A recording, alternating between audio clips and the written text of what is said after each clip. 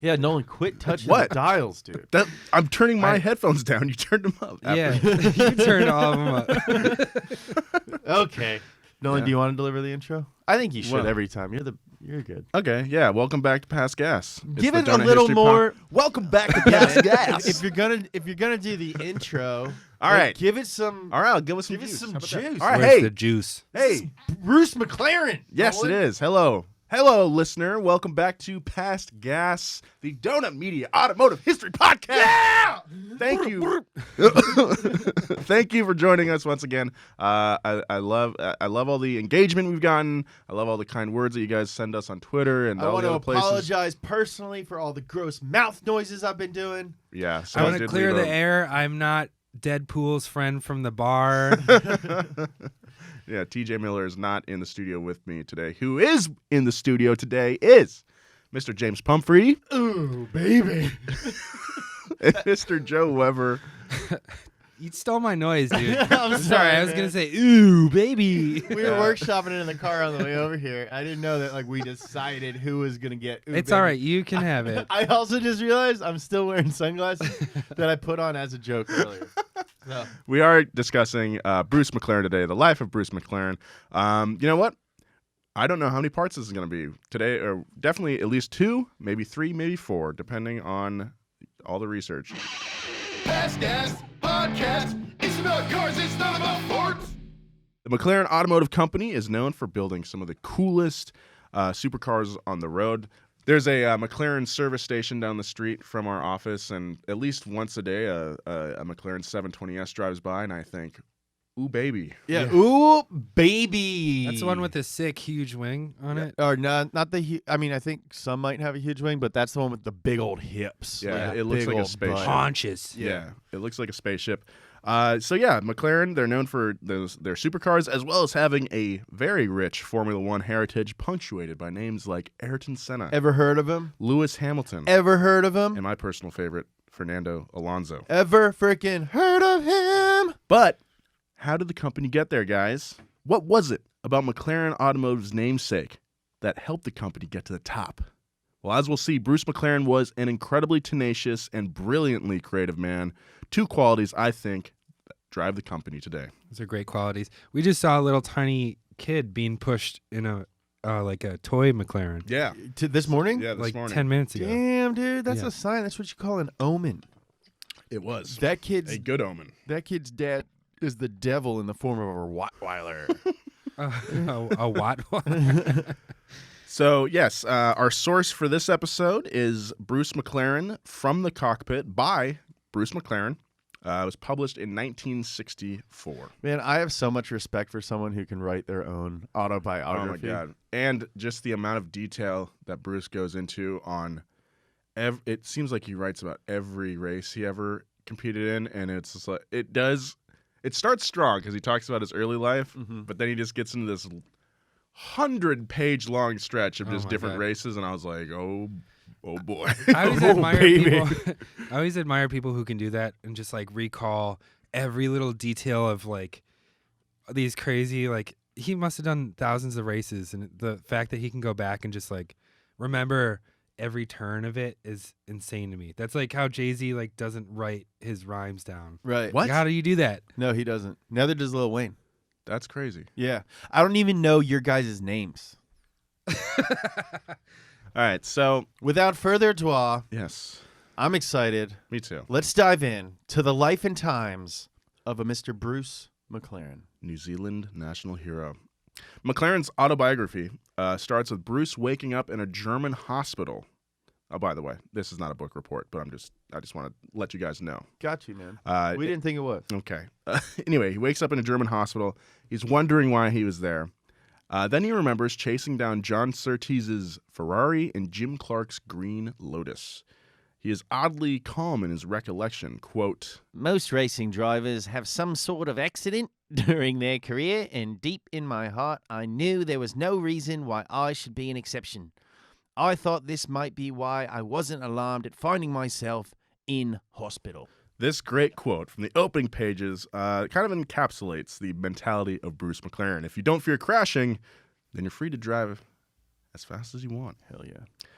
Bruce McLaren started racing as a, quote, he called himself a secretly scared 16-year-old behind the wheel of an Austin Ulster 7 in a hill climb. 10 years later, though, Bruce would be racing in Formula One. It is said that racing drivers are born, not made. But I guess I happen along those two categories. Bruce McLaren was born on August 30th, 1937 in Auckland, New Zealand. Bruce's grandfather had started one of New Zealand's first, quote, bus and truck businesses. He didn't really elaborate on what that meant, but I just assumed hauling stuff and people. And Bruce's father ran a service station / garage in Remuera, New Zealand. Remwera. Remuera? Remuera. Remuera? Remwera. Remuera? We are probably going to butcher some of these names. Yeah. Sorry. Sorry to all our Kiwis out there. We love They're you. they're so cool. Yeah, They're we probably do. just like- I think we do have some listeners and definitely some people who watch our YouTube channel from New Zealand. We respect the F out of you guys. Sorry if I make your accent sound funny. That's not my intention. And sorry if we say a bunch of the words wrong. We're doing our best. All right. Bruce had been around cars since a young age. Quote. Since then, there had always been a McLaren connected with motor transport. Bruce's dad and uncles were adept motorcyclists who dominated the racing scene in New Zealand. If anyone in history was destined to be a racing legend, it seemed Bruce McLaren was hand-chosen by the gods of speed. But it wouldn't be that easy. When Bruce was almost 10 years old, he showed early signs of polio in his left hip. When the polio vaccine didn't ease the pain, the doctors decided to x-ray him. And they found early signs of Perthes disease, which affects lubrication in the hip and caused the joint to seize up. The doctors ordered Bruce to rest. Days of rest turned into weeks. Weeks turned into months. Months into years. Bruce's treatment would last almost 2 years. And it's kind of crazy in the documentary because they just have to make his hips like as static as possible. Mm-hmm. So they put him in this like gurney kind of thing and strap his legs down so his hips can't move at all.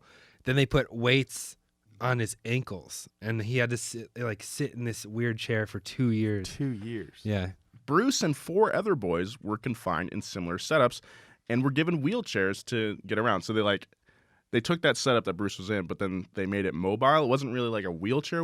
It's just like you're just like in this weird It was like a gurney. gurney thing. Yeah. So when you have 5 boys in these weird wheelchair setups, it's inevitable that they decide to race them. I mean, yeah, that's what you do. Just push us towards the edge of the hill and we'll figure it out. Bruce and his friends staged an after-dark wheelchair bed race around the hospital. One day, they chained their beds together and rode down some ramps in front of the facility. Hell yeah. Hell yeah. Love these guys. After gaining some speed on the ramps, the train of chairs went down the hospital's driveway where a right-hand turn was waiting for them. Since 10-year-old boys don't understand the nuances of wheelchair bed thing handling, the boy train collided with the curb and Boy train. Boy train. collided with the curb and caused a, quote, colossal pileup of wheelchairs. Bruce's traction frame broke free from the mobile setup and sent him flying into a flower bed. Like this is already a movie. Like Yeah. I can Oh, see for like sure. Yeah. like Timothy Chalamet. Bruce was in the hospital for 2 years before he was allowed to stand on his own. 2 years. 2 years, In dude, that sitting in a bed. bed, free from his standing wheelchair. However, when he stood up, he found out that one leg was shorter than the other.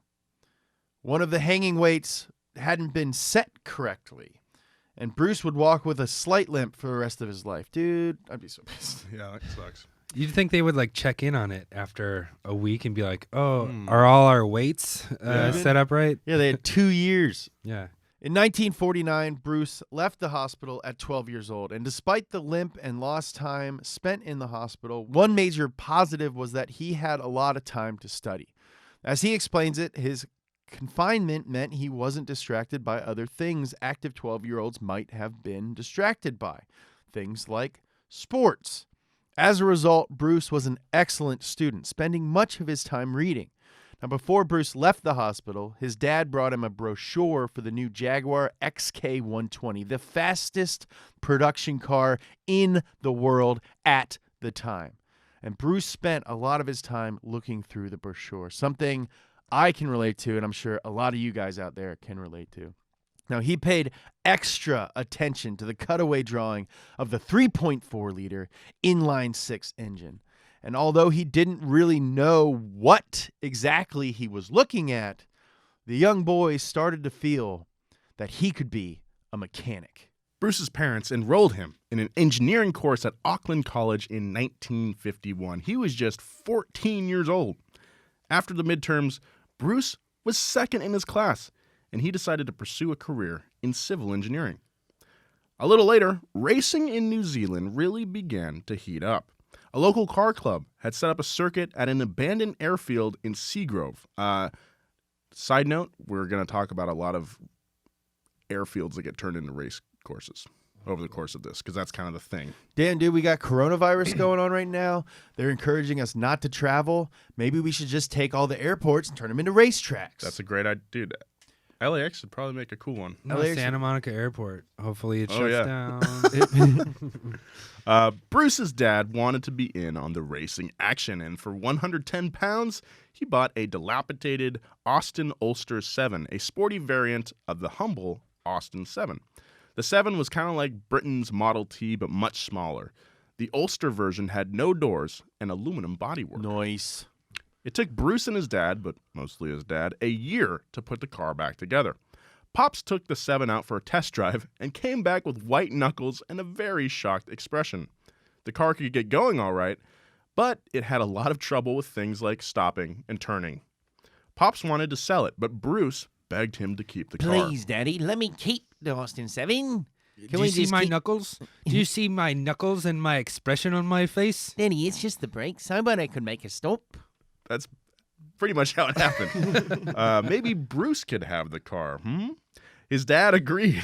Hey, son. I can learn about brakes, Daddy. Maybe I could turn it into a job someday. It's way more than a man can handle, so I'm going to give it to a boy. His dad agreed and let his son keep the car as long as he took care of it. Since Bruce wasn't legally allowed to drive the car on public roads, he built a small race course in his backyard. This is where Bruce McLaren learned to drive. There's a story in the book about how he crashed the car into like his neighbor's garage doing this race course. Then Bruce got his driver's license at 15 years old. Eager to get racing, Bruce found out there weren't really any events near him. But luckily, his dad knew of a quarry with a sweet 5/8 mile road leading down to the bottom. Luckily, his dad knew about that. If they could get a permit, this would make a pretty sick hill climb venue. More luckily, his daddy was a member of the Auckland Car Club and was able to secure the permits. Ooh. Sadly, but less luckily, his dad was sick the day of the event, so Bruce had to do it himself. The advice that his dad gave him was that if there was even a scratch on the 7, no more car from Bruce. It's like, yeah, son, you can take this and you can go race it in the quarry, but if you get even a scratch on it, you can't do it ever again. I feel like that's impossible when you're just driving on little stones. What? Yeah. He believed this warning gave him extra motivation to drive carefully as well as block the fear of his first event. He was too afraid of crashing to worry about where he'd place. Bruce fought his Austin 7 Ulster all the way up the hill, sliding around every corner, but the car made it across the finish line in one piece. To his amazement, Bruce had finished first in the 750cc class. Bruce McLaren had won his first race ever at only 15 years old. That's insane. We need to find a quarry. We need to get a quarry, dude. Let's buy a quarry, build a hill climb course, have a freaking sick music festival in the bottom. Take that, Cletus. Yeah, we'll buy it. We bought a quarry. And you can do your digging thing. Dude, I can do my digging thing. Shh, shh, shh. I have a really good idea that involves digging a hole, but I don't want to say it on the air because I know one of you jerks will steal it. Wait, I want to hear about it. I'll tell you afterwards. It's a really good idea. It involves digging a big hole, but I think it can make us millions. Okay. According to Bruce, his 7 taught him much more besides car control, which it required a lot of. Yeah, sounds like it.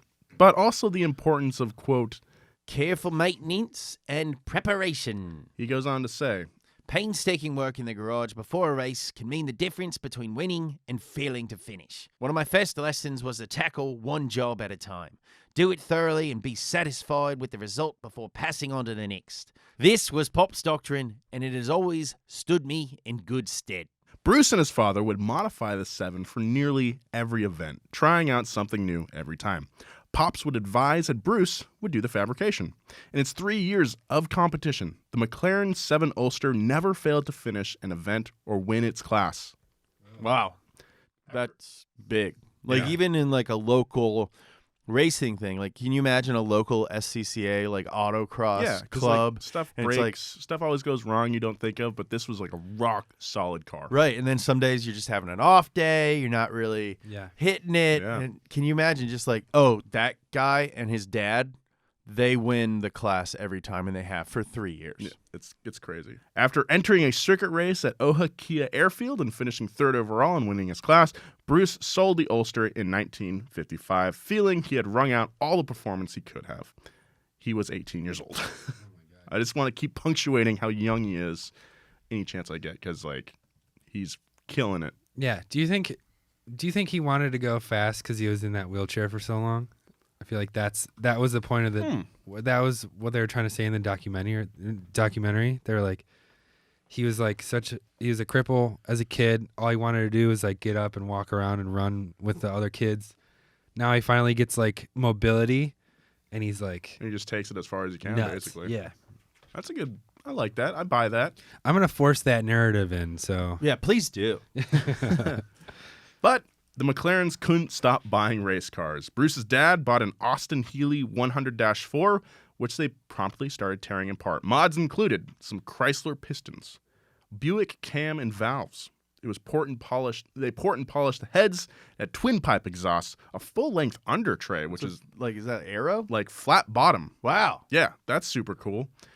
Yeah, in freaking what is it? When is it? He's 18 plus 37. 1955, 55 or 45? 30, 55. 55. He was Okay. born in 37. Yeah. Yeah. Okay. So I love like that took Joe a normal person amount of time to do like a very simple math equation, and Nolan and I are both like, whoa. I'm really bad at math. I've Yeah, never me been. too. never I don't been even good know at your guys' names. So, yeah, yeah. it has nothing to do with anything. But yeah, a full length flat tray on the bottom of the car in That's 1955. really cool. That's really super cool. advanced. It had drilled brake drums and cooling ducts for reduced brake fade, which you need for extended driving sessions, and a fully revised suspension. The McLarens also won nearly every event they entered with this car. They're just freaking engineering geniuses. Yeah, and it's just a hobby. Yeah. Just weeks before the 1956 New Zealand Grand Prix, which Bruce's dad intended to drive in, Pops' doctor told him that he had to sit out the race. Unfortunately, there wasn't enough time to find a replacement driver. So Bruce hinted, hey, maybe, I don't know, maybe I could do it. Pop. Hey, Pop, maybe I was thinking maybe since you can't drive, doctor says no, I think we should listen to the doc. You know, he's got, degrees, went to college for a long time for it. Hey, Pop, look at this. Really care about your health and everything. I was thinking maybe I could drive maybe the car. Look at me toes.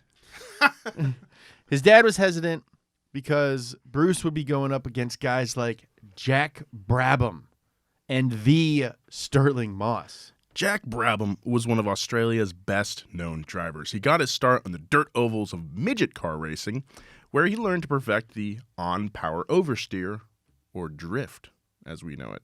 He would take this style with him to Europe, where he would regularly drive with, quote, full lock and lots of throttle. I like this guy. Is my kind of dude. No, Jack Brabham, as we'll see in the story, awesome dude. Tight. Kind of takes young Bruce under his wing. Dude, spoiler alert. And young Bruce would go head-to-head with this guy. Bruce and the Healey were entered in a sports car race that ran before the Formula cars. Race. Welcome back to Bruce and the Healey. Bruce and the Healey. Hey! Bruce in the book mentions that the race organizers had they discovered the previous year that having two classes at the same time on the same track was kind of a bad idea because you'd have like these local sports car drivers that were like pretty good. Guys like Bruce, with like modded cars, but then you just have like formula cars also just flying by. Yeah. It's like that would be like driving the Z's. Yeah. You know, the high-low cars. Yeah, against. Because those are pretty good cars, pretty fast. Like the best we can do, I think Totally. I'd say. You'd agree. Totally. With Lewis Hamilton and like Dan Ricardo like just passing us flying on by. each side. Like, I wouldn't mind it. I think we should do that. That'd be fun. Yeah, let's just call up Mercedes. All right, yeah, stranger things have happened. Yeah.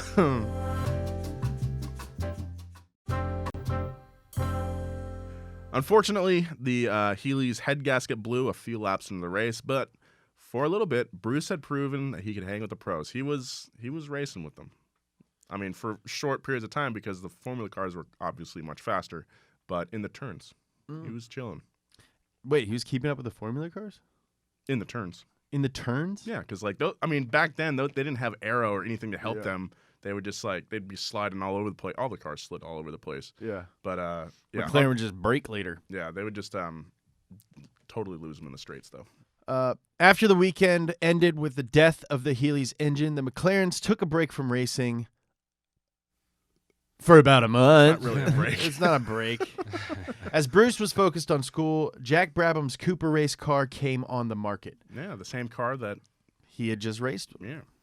Damn, that'd be crazy to just see like on Craigslist someone's Lewis Hamilton selling it. Like, just trying to get rid of it.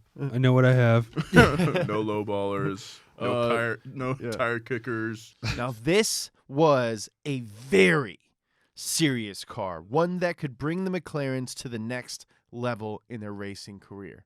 They sold the Healy, Bruce's daily driver, and his bicycle to pay for the race car and entered the Hora Hora Hill Climb Championship race the very next day. Yeah, he mentions the bike. It's like, all right, car, another car, and then a bike, which is probably would not. I don't think it'd go very far to help pay for a Formula 2 car. Like a bicycle? Yeah, a bicycle, yeah. Oh, okay. That's funny. I thought you meant a motorcycle. No, That it made more was a sense. bicycle. Bruce won the 1.5 liter class with ease. Now, Bruce and company had plans to campaign the car in America, hoping for a sponsor to get them to Sebring. Jack Brabham countered by offering to send them a 1.7 liter Cooper single-seater F1 car for Bruce to drive at New Zealand events. Dude, you're like 19, and this legend is like, hey, you want an F1 car? Yeah, I guess. I was thinking about going to America, but I guess I could stay in New Zealand. I don't have any more bikes to give you. Yeah, I'm all out of bikes. Alongside that, there were rumors that the NZIGP, New Zealand's race sanctioning body, wanted to sponsor a Kiwi driver to race Formula 2 in Europe.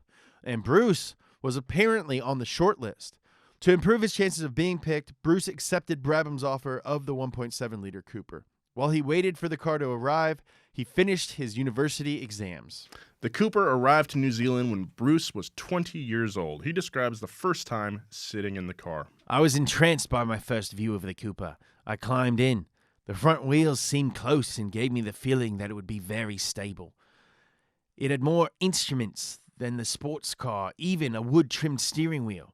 Little did I realize how many hours I would later be spending in a Cooper cockpit. Bruce's first time behind the wheel of the Cooper was out at Ardmore. He drove the 1.7 liter, while Jack Brabham drove a 1.96 liter Formula 1 car that had also been shipped over. The two racers took a few laps together, with Jack leading Bruce around the circuit. One of the best drivers in the world at the time, showing a young apprentice the ropes. I had a marvelous time following his lines and hanging the tail out when teacher did. When we pulled into the pits, I was told off for hanging the tail out too far. A case, I thought, for the pot calling a kettle black. But I tried hard afterwards to motor in a neater fashion. So that just means like swinging the back out more? Yeah. Like he's like, oh, dude, check out what I can do. Yeah. Teacher. What are you doing? Teacher's just shaking his head. Even though he's shaking his head while he is also Yeah. just stone-faced doing Just that. smooth counter Yeah. steer. Jack and Bruce entered the 1958 New Zealand Grand Prix at Ardmore. Bruce's car broke down 8 laps in. Bruce thought his chances of getting that F2 scholarship were shot. I mean, why wouldn't they be? He didn't even finish the race. But at the post-race trophy presentation, it was revealed that Bruce had been chosen. Yay.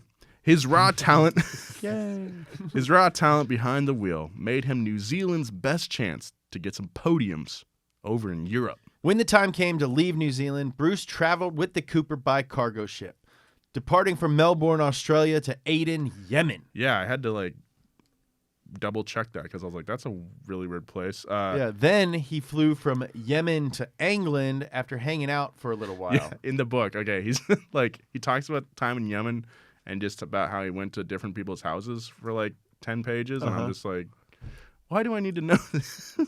He's cultural, man. It was his first time outside of New Zealand, and he goes to Yemen. That's true. But I want to hear about race cars, James. Hey, man, you need to widen your scope a little bit. There's a lot more out there than just race cars. I suppose. Yeah, it's true. I learned that when I went to Pittsburgh. I was like, wow. Pittsburgh. Pittsburgh was your eye-opening I worldly love experience. Pittsburgh. Pittsburgh was Nolan's Yemen. Pittsburgh was my Yemen. Shortly after arriving in England, Jack Brabham drove Bruce to a small factory in Surbiton. It was the birthplace of Bruce's Cooper race car. Cooper. As Bruce and Jack approached the building's curved facade, complete with large glass windows, John Cooper himself came out the front door. This seems like the opening of Jurassic Park. Yeah. He was wearing brown overalls, his jet black hair slicked back, and a pipe hung out of his mouth. Pleased to meet you, boy. Come in and have a look around. Nah, he's probably like, pleased to meet you, boy. Come in and have a look around. John Cooper was a titan. His Formula One cars had won 16 races and won back-to-back championships in 1959 and 1960. John would later lend his knowledge to the British Motor Corporation and help develop a revolutionary front-wheel drive town car for the masses. Yeah. They would call it, James. The Mini Cooper! That's right. FWD for life, baby. Bruce's first race in England was a bit of a letdown. He finished 9th in his Formula 2 race, and worse, a fuel sponsor he was promised back in New Zealand fell through when the company's London rep told him that he was one of the 100 racers that had come to England that year. Reality was starting to kick in for young Bruce. Man, it's really hot out here. I want to go back to New Zealand and hang out with my dad. I miss me, deed. Bruce was working in the Cooper factory, assembling a new-to-him race car to race. Once the new car was done, Bruce had a string of great outings at Britain's premier racetrack, Silverstone. The track began its life in 1943. It was an air base for launching fighter planes and bombers during Dub Dub 2. How it became a racetrack is something of an urban legend. In 1946, a local named Maurice Gogahan wanted to test out the top speed of his new car. The B roads around the town weren't long or straight enough. But then he remembered the airfield and its super long runways. Maurice went to Silverstone and found that he could drive right onto the base and did some laps down the runway and return road. He told his buddies about it, and in 47, 12 racers staged an illegal race at the airfield. Maurice ended up hitting a sheep during the event, so that race is now known as the Mutton Grand Prix. That's a good story. That's a great story, dude. It's amazing. And that's just, the kind of stuff you can come to expect from Donut Media and Past Gas. That's right. Bruce found his footing in the new car. So he had he was at the Cooper factory. He was basically a team driver, but they're like, hey, if you want to race for us, you kind of have to build your own car. It was a different time back then. Yeah. I mean, so many guys from the 60s, like Ken Miles built cars, all these dudes, because who better to build the car? They didn't have all kinds of computers. Yeah. And there weren't nowadays you have a whole team of guys all over the world watching exactly what an F1 driver's car is doing, listening to his heartbeat, his pulse, which is the same as his heartbeat, but I'm sure they have their blood pressure going and all their vitals and stuff. But back then, they didn't have any of that stuff. So the computer was the guy who drove it being like, hey, I think the rear is kind of weird. And they're like, how weird? And then he's like, oh, you know what? It's just probably easier if I fix it. Yeah. Yeah, so he was in the Cooper factory and just going upstairs to find old parts and just putting that whole car together. But at the end, he had a legit race car. There's a funny part, or something I noticed in the documentary was like, you know, nowadays you'd have someone like squirting water in your mouth from like a Gatorade bottle or something. There's all these shots of him like getting into the pits, and then they just like give him a beer, like drinking a beer real quick, and then he gets out there. Yeah, all these guys are like smoking cigarettes Yeah. and drinking beer and stuff. Yeah, what a cool guy. Yeah. Just like, you know, people say it all the time, like they don't make them like they used to. And I really think it's impossible to make them like they used to. Yeah, The it's a world different doesn't time. exist for guys like that anymore. I guess I honestly think the closest thing to racing in like this era, like the 60s now, is Formula Drift.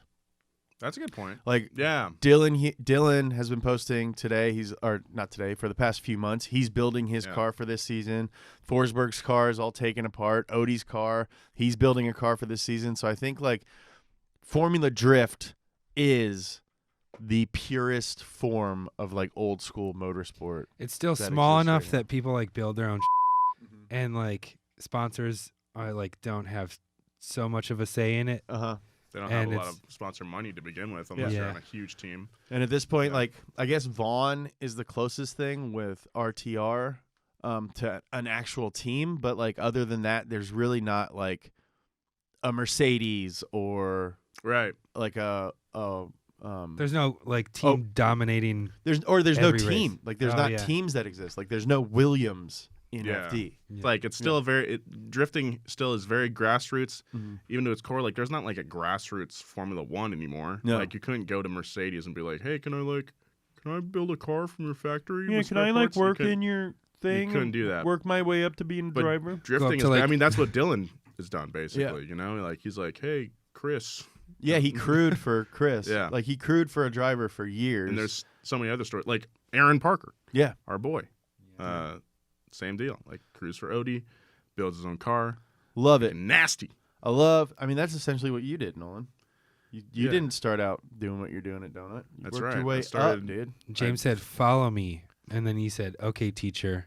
Yeah. And I said, hey, boy, you're hanging it out a little too hard in those turns. And now you're Actually, he said that to you. Bruce finished third in his first race at Silverstone, and he followed that up with a club race victory the next week. However, the other drivers at that club race were a little pissed that a, quote, factory driver and car had taken the W. Nevertheless, young Bruce is finding his confidence since his move to England. After a spin at Brands Hatch, a Cooper employee named Big Ginger Devlin told Bruce's mechanic, Colin Beanland, quote, That mate of yours will either be a bloody good or he'll kill himself. little did he know that both statements were true. When we last met up with Bruce, the young Kiwi had left his home country of New Zealand and made his home in England, working for legendary car maker John Cooper in his factory. Bruce's racing career abroad had a bit of a bumpy start, but after 2 wins at the Medina of Formula One, not the Mecca, because I would say the Mecca is Monaco, Silverstone, Bruce was finding his confidence behind the wheel. It's the 1958 German Grand Prix at the Nürburgring. Bruce finishes 5th overall and 1st in the Formula 2 class. He was hanging in with the Formula 1 cars. Think about how many Formula 1 cars you have to stay ahead of to be 5th overall, but still win the Formula 2 class. about 21. Sounds about right. I'm not going to contest That's that. pretty crazy to just like bump up a class. Like, Yeah. That just shows the prowess of for Bruce. sure. Yeah. Yeah, so after the 58 German Grand Prix, him and his mechanic Colin set off for England, a race in Brands Hatch, which was the very next day, which I thought was insane. What? These guys are always driving to races. That's amazing. They And managed. back then, like now, racing is very posh. I guess like these guys are treated as athletes. Like I mentioned in the last episode, there's just so much data on them. They're checking their pulse and their heart rates. Yeah. You know, they probably like decompress the dudes after every race and like check all their muscles and stuff. Like back then, it was a pretty like ragtag, almost like the circus is coming to town. Yeah, and there was no thought for scheduling Yeah. like, properly. It's like, hey, we got a Formula One race in Germany. How about we go to Britain the next day? And they're just like, Hey, man, if there's a race, I'm there. Yeah. Drive. I don't know. I guess 2 races back to back in a day. I mean, it's a holiday weekend. We might as well take advantage. Might as well make a vacation out of it. Let's get some Carl's Jr. on the way. Yeah, so they managed to complete the 380-mile journey from the Nürburgring to Brands Hatch overnight. And then These guys were cooking. Bruce hopped in the car and finished 3rd at that race. And by the way, he wasn't the only one who made it to that race. It was like pretty much the entire field in Germany. It was like a huge caravan Yeah. of big old haulers and like probably station wagons and stuff just rip it down the Autobahn. And then they get on the M1, Oh, you know? Yeah, that's a local reference, I understand. Yeah, to England. Everyone in the Midwest right now is like, yeah, the 380 miles, that's fine. Like, That's pretty good. Yeah, that's my true. commute. yeah. How far was L.A. to Albuquerque for high-low? It was like 800 miles. So what was that, like So not that impressive. 16 hours or something? No, we did it in 25 hours. God, that was Yeah. that was the Our worst. cars broke a lot. By Bruce's 21st birthday, he had competed in 11 European races, and he had finished every one of them. Bruce believes it was because of the shared meticulous nature between he and his mechanic Colin. They always try to be first to tech inspections, first ones to practice, and always have the car looking in tip-top shape. In his book, Bruce maintains that, quote, 3 things are important and go a long way towards winning races. I think it's time for just a little reminder of what racing was like back then. The reputation that open-wheel racing has today is of precision and otherworldly engineering and safety. But that's not how the sport was perceived in the late 50s. No? Let's just listen to how Bruce describes a race in Avis, Germany. To my mind, it was ridiculous to have a race on the Avis circuit. It proved nothing, and it was dangerous, consisting of 2.5-mile straights connected at one end by a hairpin and at the other, a very steeply banked corner. And when I say steeply banked, boy, I mean steeply banked. It was around 40 degrees. It sounds more like something you'd see in Running Man 2 full throttle than a sanctioned race. Like, just think about that's the most ridiculous racetrack I've ever heard. Yeah, just like a big old oval with a. That's crazy. But not even an oval. It was like hairpins at both sides. Well, what? No, it was a big bank at one side, so Oh, they so could it's like maintain speed. yeah. So it's like a freaking slingshotting Yeah. around the moon to then go you to have Mars. And then you have to go through a hairpin Yeah, at the you're other like- end. Zoom. Yeah. It's like the shape of a carabiner. Basically, yeah. Basically, yeah. So like you could just maintain 2.5 miles. So you could maintain just like top out speed. Yeah. For I'm guessing like close to 6 miles. They said, or in the book, he says, I think the average speed for that race was like 150 miles an hour. That's Wow. absurd. Yeah. Remember, this is in the late 50s. Yep. Cars didn't have freaking seatbelts back then, I don't think. No. No, not He, at all. he goes on to describe the racing at the Avis circuit. The race itself was like a group of boys in Dodgem cars with wheels touching, noses and tails bumping, jostling for the lead. But we were doing it at 150 miles per hour. Oh, Dodgem cars are just bumper cars. Oh. Dodgem. Dodgem. Hey, jump in the Dodgem cars. Hey, you gonna go get a lolly? I'm gonna get some cotton candy. I'll meet you at the Dodgem cars. Ooh, that sounds fun. I'm gonna try and win a stuffed bear for me mum. There's a part of the documentary where he describes these like really steep banks, and he's going so fast that like it's hard to keep his hands on the bottom of the steering wheel. Like it's pulling his hands down. Wow. Yeah, isn't that crazy? That is insane. Bruce's apprehensions about Avis were justified, as a crash had sent one of the competitors flying 30 feet in the air and ejecting the driver. The car went 30 feet in the Yeah, air. the car and went spit 30 the feet. guy out. Yeah.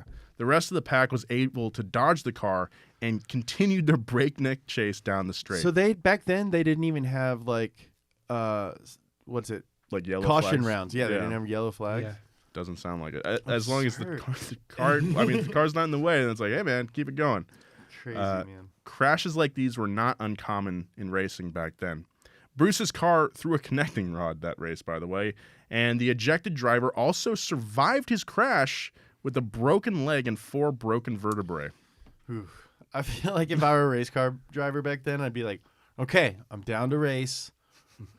oh, thank God I blew a rod. Yeah, I mean, You know, like, okay, I'm not going to win, but at least I'm not dying today. there does seem to be at least a little bit of that kind of feeling throughout the book, because when he describes times that his car breaks down, he's very sad, obviously, but also he then, like, in the same breath describes some horrific crash Yeah. where someone just gets thrown from their car. His like- good friend got killed in a race, and then he just like raced the next day. Like they didn't even think about it. It was just like, yeah, of course I'm gonna race. Guys used to die all the time. Yeah.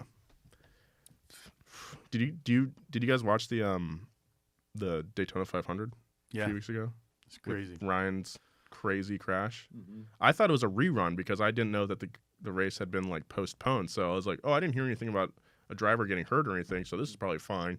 And then it was a live race. Yeah, And, luckily he was okay. he is okay. and was he really walked smart. out of the hospital Yeah. a couple days later. Crazy though. But, Also, I mean- I was watching it at a bar in Atascadero. Uh-huh. That's what you do, is watch NASCAR in bars. But like people were like cheering for these crashes, because like at the end of that race, it was like 5 crashes or something like that. And every time it's just like, dude, like people are probably There's gonna, a guy in there. yeah, you especially with Ryan's, because like Ryan Newman's car got like thrown in the air and smashed like dick. He hit the Yeah. wall head on. Yeah, like and very then- similar to how Earnhardt. yeah, hit and then the car flew, and then when he was on the roof, he got hit by another car. It's like he very well could have died, and these idiots are freaking cheering. Anyway, I hate that. Later that year, Jim Russell asked Bruce if he would like to co-drive with him at Le Mans, my favorite race and the coolest thing in all of sports.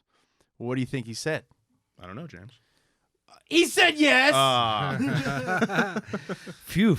Jim had a lot in common with Bruce. For a race car driver, Russell had a surprising working class background. He was born at his parents' fish and chip shop in Norfolk, England.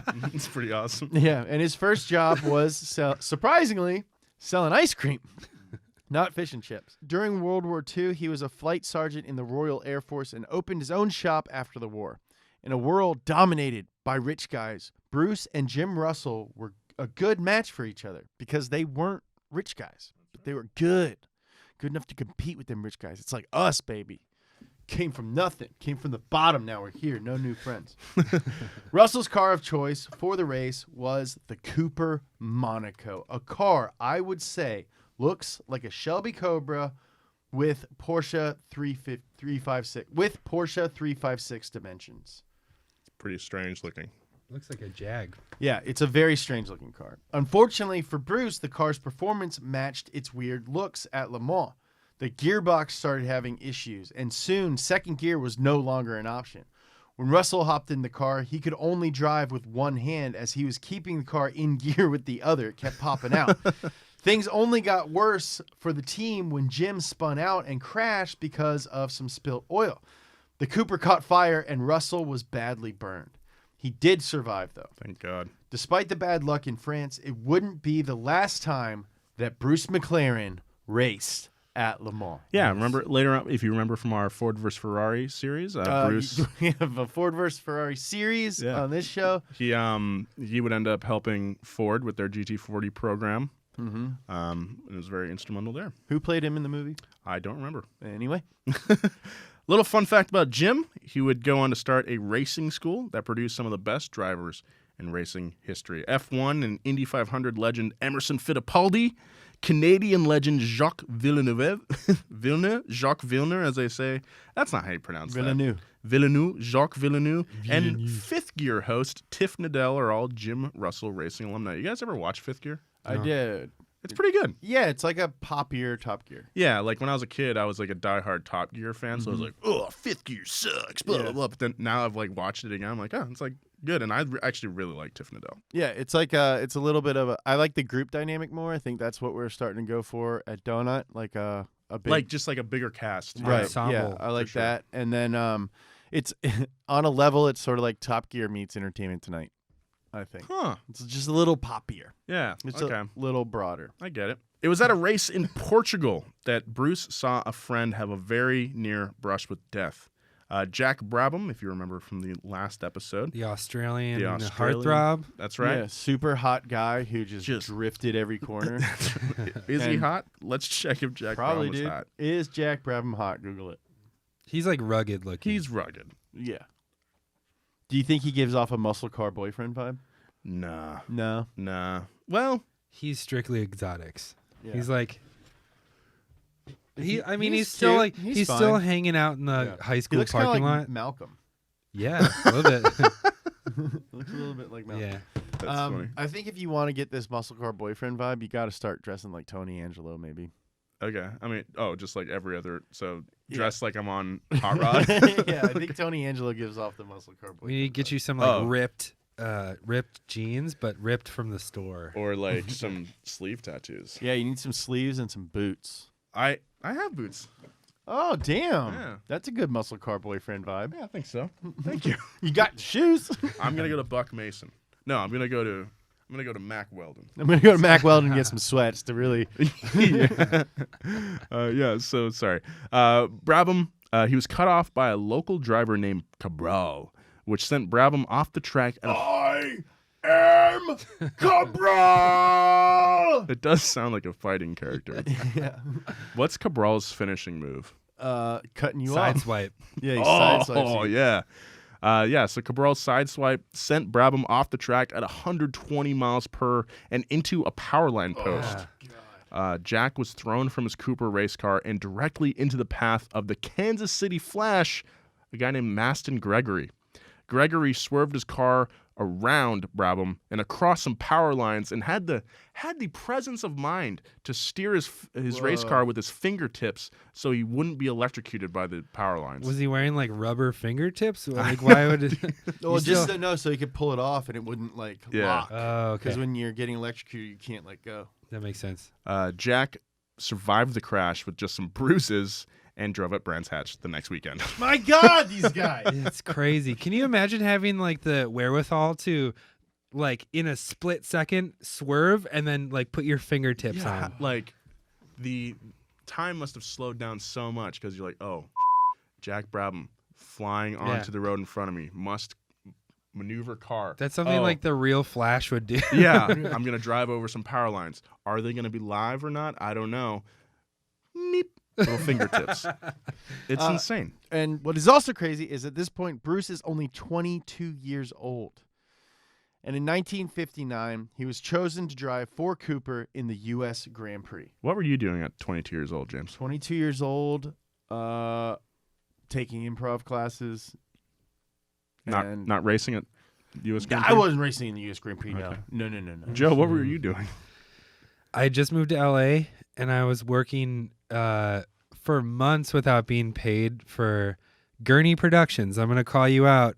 Gurney Productions didn't pay me for 3 months, and that's why I almost had to move back home. Damn, I'm glad that you didn't have to move back home. I used to work for American Idol. That's what I was doing at 22. Did you meet Clay Aiken? I did. Whoa. Yeah. Okay. I met all of them. Okay. All of them.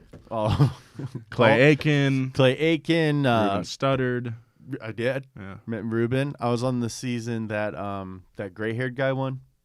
Oh, Taylor. I remember he was like a country dude. Yeah. Yeah. The 1959 U.S. Grand Prix would take place at Sebring Raceway, an exceedingly flat track built on top of a former B-17 bomber base. Really continuing this theme of airfields turned into racetracks. After the war had ended, developer Alec Ullman visited the base and thought that the collection of runways and taxi lanes would make a great racetrack. He envisioned the American equivalent of the 24 Hours at Le Mans. In 1952, Sebring held its first 12-hour endurance event, a race that has since gained a reputation as one of the toughest in the world. But Bruce would not be running in an endurance event. Yeah, Sebring is a very rough racetrack. It is very tough on race cars. It breaks them down. Even though it's only a 12-hour event, it's very hard to finish. Even though it's only 12 hours Yeah. of straight racing, flat out. Have you been to Sebring, James? No. Okay, I think we've done something there. Jesse's for sure. Jesse's been. Yeah. The 59 USGP would be the first time that Formula E cars would race in the States. One local racer believed his midget sprint car could hang with the F1 guys. Just so I bet I could do so wrong. Wait, I want to know more about this midget sprint All car. right, so guy. like they're like midget cars are sprint cars meant for ovals. They're really small. They do have high horsepower, but just the hope that he could hang with Formula One cars is just like so fun. Like it Why did they let him in?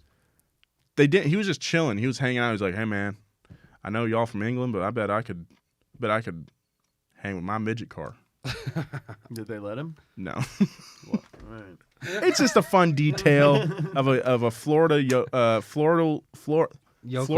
local, not a yokel Joe, a local. You just a did fun that, so anecdote. maybe, I don't know. I mean, Florida- yeah, it is the first time that F1 cars were racing in the States. So, like, he was like, yeah, man, you got fast cars? We got fast cars over here, too, man. Yeah. And it's like, oh, them's our fast cars.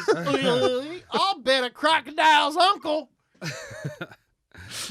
It's alligators, not crocodiles. Sorry. I used to live in Florida. Cool. Anyway.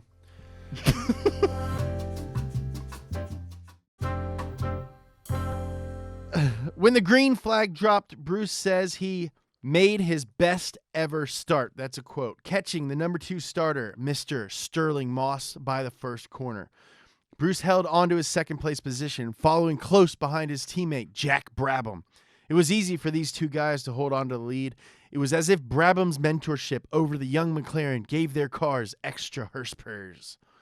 The USGP was a championship deciding race. Before the race began, Brabham was leading the championship, with Moss close behind. Unfortunately for Moss, his car broke down, taking him out of the race.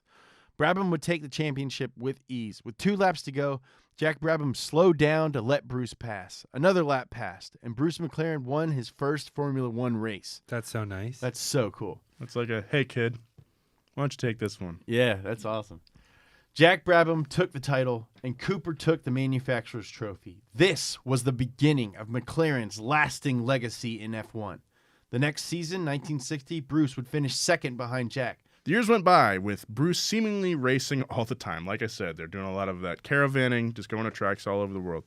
From 1960 to 1963, his reputation as one of the world's finest drivers grew, driving all over the world in everything from Formula One cars to driving for Aston Martin's factory team. But in 1963, everything was about to change. How did things work back then with like no internet? Like, how do they know? Phone calls, like you'd stop on the side of the road at a gas station, like use a payphone. You like call, Yeah, man, I'm outside Tulsa, but I can be in Scotland next weekend. Hey, Jack, we're going to Scotland.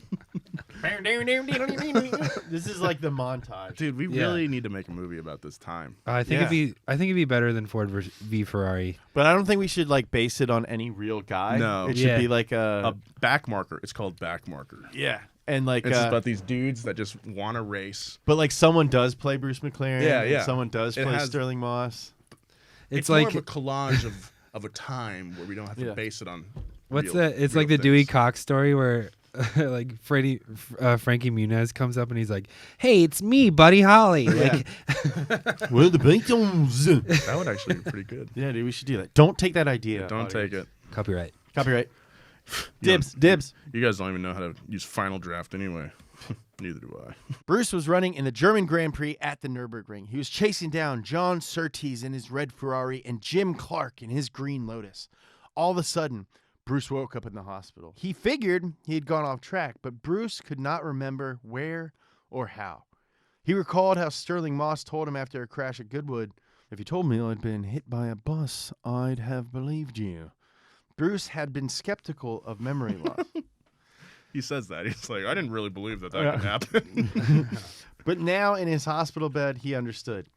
It seems my mind had conveniently whitewashed anything it would be better not to remember. That's pretty great. That's a good quote. A lot of good quotes from Bruce McLaren. Dude, he's very such an smart, dude. eloquent guy. If I remember correctly from the documentary, right before Nürburgring, he like called his girlfriend or wife at the time and was like, "This track shouldn't exist. Like, Yeah. there's so many dangerous curves." Yeah, and back then, like, it's still pretty dangerous, but back then, it was really, really dangerous. Yeah. Bruce's legs were battered, and he had assumed that he was. Sorry. Bruce's Well, like a corn dog? Yeah, they were. Bruce's legs were battered like a corn dog, Joe, and he assumed that he was thrown from his Cooper's cockpit. His right leg was in a plaster cast, not unlike when he was a boy. Damn, dude, things come full circle. I bet that was triggering for him. Yeah. Oh, for sure. probably, yeah. He remembered seeing Surtees and Clark about a quarter mile ahead, but he did not remember hearing the right rear wishbone break, causing the car to spin out at 100 miles per hour.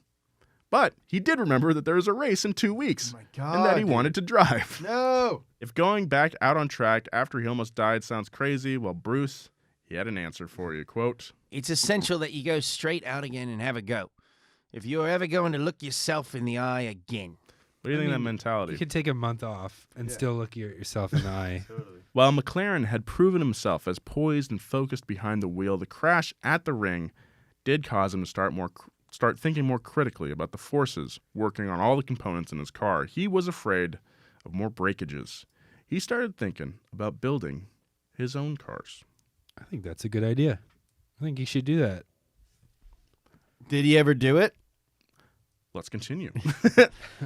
At first, Bruce planned to modify Cooper F1 cars to run down in Australia and New Zealand. I guess he missed his home. Since he already had such a great, long-lasting relationship with the Cooper company, he thought that this would go off without a hitch. But Charles Cooper, John Cooper's son, had some reservations. Classic son. Yeah, he Classic son mentality. Yeah, this isn't my dad's company anymore. It's mine. He didn't like the idea of a young Kiwi modifying John Cooper race cars to be very different from what Cooper intended, and then racing under the Cooper's name. It's somewhat reasonable. I Also, understand. they were kind of worried about liability. They're also very worried about liability because So if something had gone wrong with one of those cars, it technically would be Cooper's fault, and they're afraid of getting sued. Yeah, I understand. Yeah. But it's not completely different from what he intended. He wanted to win races. Yeah, but it wouldn't Bruce's idea was to kind of change it so radically that it wasn't really a Cooper anymore. Right. It's Yeah. like if someone was like, "Hey, I want to take all your donut videos, but I'm going to change them, but I'm still going to call them donut." Yeah. I'd be like, "Yeah, You're gonna- right. Yeah. No, you're not. No, you're not. No, you're not, dude. I'm gonna f***ing karate chop you." Because of all these reasons, it looked like Bruce would not be racing Coopers in Australia. No matter, he decided he would just race his own cars in Yeah. Australia. Bruce teamed up with Timmy and Teddy Meyer. Hi, I'm Timmy. This is my brother Teddy. Hey. Timmy was a racer, and Teddy was his brother/manager. They're both from America, along with Bruce's longtime assistant, Owen Young. 4 men formed a team. It was called Bruce McLaren Motor Racing, or BMMR for short. Their first project was developing a new 2.5-liter engine. Bruce planned for a shorter piston stroke, and which would improve responsiveness, throttle responsiveness, and how fast the engine can turn. So, like, shorter stroke, that's higher revs. I think short stroke is a good name for like a little grease monkey kid. Mm-hmm. Hey, short stroke, bring me that wrench. My name's Short Stroke for some reason. So the rules under which the team would be racing down under dictated the races would be shorter, which meant smaller fuel tanks had to be fitted on the car, thus making a skinnier car. Bruce modified the Coopers with stronger body panels, with under-seat fuel tanks, and some new suspension. Sounds like foreshadowing. The cars were painted with the racing colors of New Zealand, British green with a silver stripe. I just want to thank you guys for not doing the side talk, the side mouth thing. I've been very tempted, but listening back to the DeLorean episodes, I see why you didn't like it. Yeah, I don't think it worked. No. So, racing artist Michael Turner topped off the car with a custom emblem for the McLaren team, a Kiwi on a checkered flag with a race car silhouette on a shield. So Sick. this is a cool part. They took this engineer, what's his name? I don't know. But he had this like material that they didn't even know about. He had just come from making the Concorde plane. What? And he was like an engineer, part of the design team for that. And He stole a bunch of stuff. well, he let them know about this new material that was like crazy metal. I don't know what it was, but they used it in the Whoa. construction of the body of this car. That's nuts. And Yeah. here's the logo. I think that's very cool. It is very cool. It's way different than what I was imagining in my mind when I I read love that out loud. little crab looking front view of the car on top. It does look like a crab. Okay. The first race with the new cars did not go well, with Jack Brabham's own cars taking the W pretty easily. Yeah, Brabham had started his own company as well. Luckily, McLaren got their revenge in the next race, with Bruce in first and Timmy taking third. Both of Bruce's cars had made it to the podium. Good job on them. But tragedy struck the team at a race in Longford in the state of Victoria. During a practice lap, Timmy Mayer's car launched into the air by a hump on the track, sending the car into a tree. Timmy was ejected from the car and broke his neck. Reflecting on the incident in his book, Bruce had this to say: "The news that he had died instantly was a terrible shock to all of us. But who's to say that he had not seen more, done more, and learned more in his 26 years than many people do in a lifetime? To do something well is so worthwhile that to die trying to do it better cannot be foolhardy. It would be a waste of life to do nothing with one's ability, for I feel that life is measured in achievement, not in years alone." That's a great quote. A dude. Fucking quote. A well-spoken guy. Yeah. That's how the Bruce McLaren autobiography ends, with that quote. Wow. I had to read that like 3 times, so I was just like, holy crap. Yeah, man. it's like too smart for me to comprehend as I'm reading it, and then I'm like, whoa, why am I in tears? Yeah, it's pretty nuts. Like, if I died doing something I loved, I'd want someone to write something like that to kind of eulogize. I'll do it. Yeah. Okay, thanks, James. I'll do it. It's like, Nolan. Wait, Yeah. You're older than me, please. Yeah. Nolan's only like, what, 27? 27 next month. And like, Or even this though month. it's sad that he died, it's cool because he was trying to make good YouTubes. It's horrible that he stuck that pencil into that power outlet for the views. Yeah, I'm sorry I asked him to do it. While Bruce McLaren motor cars continued development on Formula One cars, a new kind, which we will elaborate more on next episode, the Formula One cars, a new kind of racing caught the team's attention in the mid-1960s. Organizers at the Sports Car Club of America, or SCCA, were envisioning a series that could bring Formula One style excitement over to the States, but with an emphasis on sports cars, not open wheelers like an F1. There would be big prize money on the line to attract the world's best drivers and teams, and most importantly, the rules would be almost non-existent. They called it Can-Am. Now, some of you, like James, might be under the impression that Group B Rally is the most wild racing of all time, and I wouldn't blame you. All-wheel drive consumer cars pushing 1,000 horsepower, flying through Finnish forests and over crowds of people is pretty wild. But I promise you, Can-Am was crazier. Unlike Group B, there were no homologation rules. Can-Am cars did not need to be mass-produced. It wasn't uncommon for a team to only have a single car. Can-Am followed the FIA's Group 7 regulations. There was no engine size limits, turbos and superchargers were allowed, and there were no other rules restricting teams. that was So it. like the only 2 rules are there are no rules twice. Yes. All a Can-Am car needed to be race legal was 2 seats, bodywork that covered the wheels, and a roll bar. It was a race engineer's dream come true. Nolan, it was Bruce McLaren's dream come true. Woo! BMMR entered the inaugural 1966 Can-Am season with the Mclaren M1b. Of all of McLaren's Can-Am cars, this one looks the most like a traditional sports car. It was powered by a 5.4-liter Chevy V8, while the frame was made out of steel and body aluminum. Bruce was able to pilot the M1b to a second-place championship finish that year behind John Surtees. That's Surtees. Surtees! The guy Bruce was following during his crash at the ring. The runner-up finish didn't discourage the McLaren team. From here on out would be Mclaren Domination. The car for the 1967 season was unlike anything else on the grid. The Mclaren M6A resembled more of a wedge than a car, but even more striking than its appearance was the color.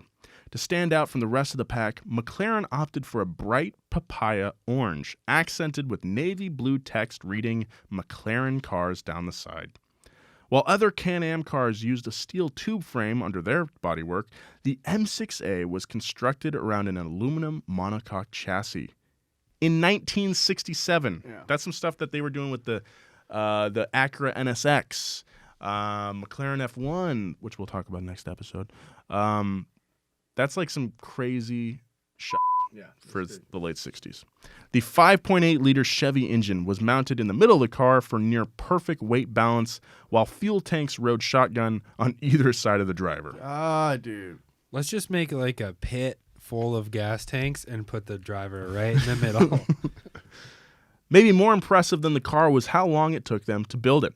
From drawing to driving took only 11 weeks. God. Well, it's shaped like a wedge. So the drawing probably didn't take that long. Fair enough. McLaren drove over 2,000 miles at the Goodwood circuit to perfect the tuning. To put it simply, Can-Am was unprepared for the McLaren M6A. At the first race of the 1967 season, McLaren driver Denny Hulme took the checkered flag. During the second race at Road America, the M6A broke the track record by 10 seconds. Dang. The M6A won 5 out of 6 races that season, solidifying McLaren's legacy in the process. Now, McLaren kept perfecting the Can-Am cars throughout the 60s. The M6B was a quote-unquote production version of the winning M6A. I really want to find one of these things. Yeah, and it was delivered to customers as a rolling chassis that only needed an engine. After that was the more aerodynamic M8A, which allowed Denny Hulme to win another championship in 1968. Following that was the M8B, which was very similar to the previous car, except for the giant wing that sat feet above the driver's head. This is the car I think of when I think of Can-Am. Mm-hmm. This car was undefeated. The M8D was McLaren's 1970 car, and it was by far the most advanced one yet. The primitive wing struts used the previous year were replaced by large vertical fins that rose from the bodywork at both the rear, left, and right. Those fins were joined together with a wing that smashed the tires into the pavement. The car looked like something out of a comic book and earned the nickname the Batmobile. Which one did we see in the Peterson Vault Tour? I'm pretty sure we saw the M8D, the one that we just described, right? Yeah. It didn't have the struts. It was more low slung. Do you know what a pirate's favorite Can-Am car is? M8R. The matey. The matey. Like, I So they encourage call their friends. if you guys have time, or if you're not driving, I encourage you to look up the M8D. This thing it's beautiful, man. Like, I can't imagine what it was like to drive this thing. On June 2nd, 1970, the McLaren team was testing the new Can-Am car at the Goodwood circuit. They were putting the M8D through its paces. The car's 7.5-liter Chevy power plant made around 680 horsepower. And when combined with the superior aerodynamics, the M8D was sure to be another winner for McLaren. Bruce hopped in the car to give it a whirl. On the Levant Straight, Goodwood's backstretch, the M8D's advanced wing failed. The car lost all downforce on the rear wheels, immediately throwing off Bruce's balance, sending him into a spin. Bruce and the M8D left the track, and they collided with a bunker that was being used as a flag station. Bruce McLaren was dead. He was only 32 years old. The shock was felt around the world. Racing fans across the globe mourned the loss of one of the sport's greatest figures. How could the company that bore his name go on without Bruce McLaren? How would they? We'll find out that next time on Pass Gas. Man, way to end on a bummer. Yeah. But, based on things that he's said before, that's the way he would want to go out. Yeah, 1,000%. There's no way that Bruce would have wanted to just get old. Right. Yeah. In this documentary, he kind of has this like maturity that's like, he didn't expect him to get old, and feels like every race he's like kind of bracing for this kind of moment. Yeah. But also all right with it, Yeah, in a way, like, That's what made him good. Yeah. he was chasing it almost. Like he was like, and then I'll die. In a way, yeah. Because, like, he had been... I mean, he got... in a weird way, he got that stage of like being bedridden as an old person out of the way super early. Yeah. You know, he knew what that was like, and he, you know, I don't blame him for not wanting. He's to like go back living to that on again. borrowed time. Yeah, I guess in a way. Yeah, I mean, he didn't like have terminal illness or anything, but Yeah. he just knew what those ending stages of life was like. He had already done it, and he didn't want to do it again. Yeah, Wow, he's younger than me. isn't that that's he's crazy? younger right? than Joe, right? Yeah. Well,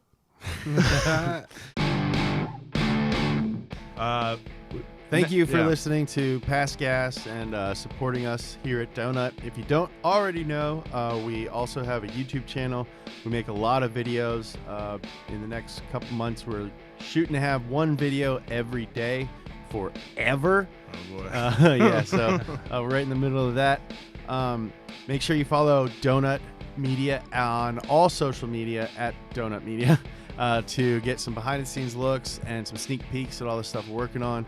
Follow me across social media at James Pumphrey. Follow Nolan at Nolan J. Sykes. Follow Joe at dark_webinar. Gotta change that name. Yeah.